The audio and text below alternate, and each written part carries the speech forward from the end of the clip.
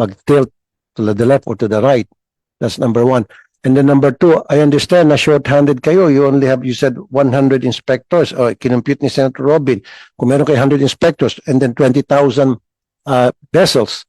So, i-divide mo yan by 200 days.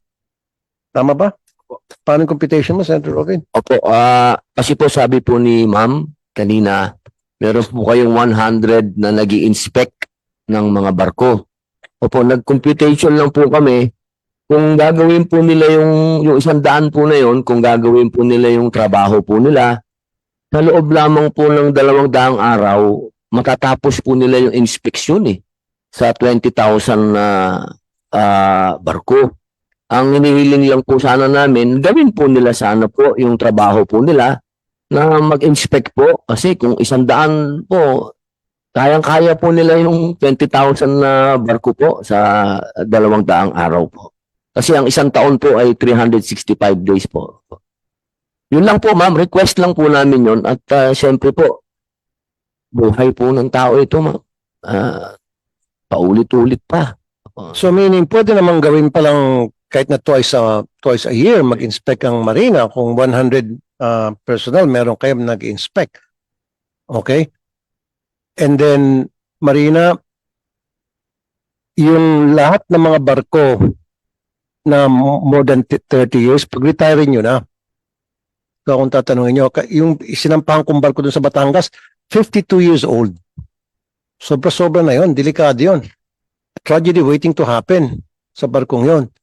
At saka training marina sa lahat ng mga crew, yung crew na nakita ko mismo, na witness ko, he doesn't even know how to wear a life vest. Chief mate ito. And then in the end, nung nakuha na niya kung paano, napigtas pa yung life vest. Di ba? Expired.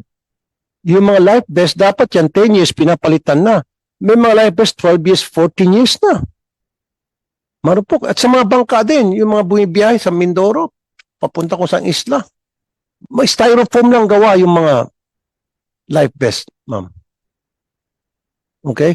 So, go ahead, Senator. Sir, Chair Bakasila, kinaasa si Commodore Trinidad sa Coast Guard, you said earlier sa report, initial reports, that it was inspected, lalo na yung cargo, kasi ang initial na mga accounts ng mga survivors at ma-witness, nag-tilt yung MV Kristen, no?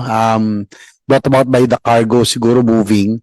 Siguro minsan kasi, Mr. Chair, hindi natin malaman, minsan may malakas na alon na ma-encounter. Was the Coast Guard who inspected, did he really make sure na talagang yung mga tawag na to, yung mga flashing at lahat, no, ay talagang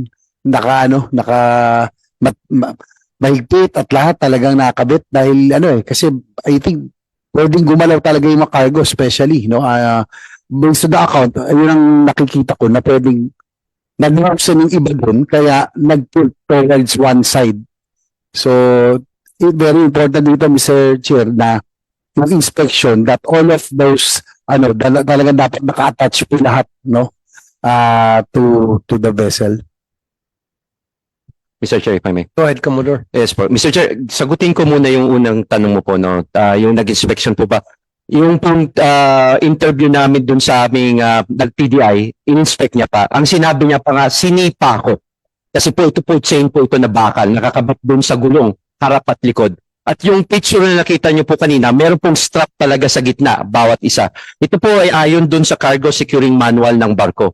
Kung sa condition po noon, ang itsura daw po, hindi po kalawang, nakita nyo noon sa picture po, is it enough? Hindi pa po natin masabing yes, enough na. Kasi subject pa po sa maiangat natin barko or the very least, yung ROVs, our technical divers can inspect. Kasi po what is shown, yun yung nasa picture, but baka po hindi na yun ang totoo pag nakita natin. Second po, yung sabi po kanina na pwede po mag-shifting, dapat po, yun po talaga ang purpose why we last vehicle.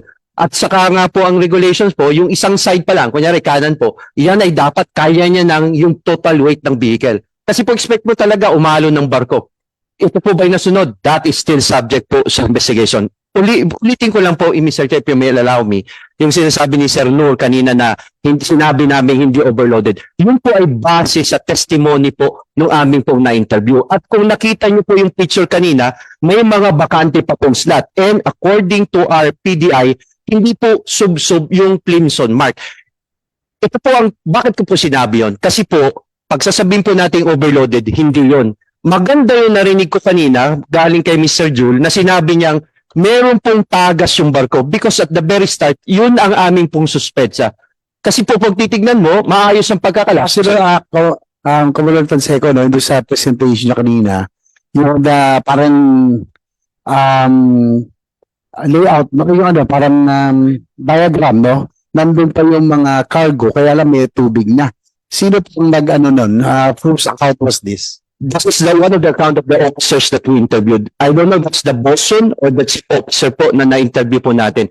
This is after 2 hours and 10 minutes ng voyage po. It's unusual for a vessel na mag-take in ng tubig na hindi naman po maalon.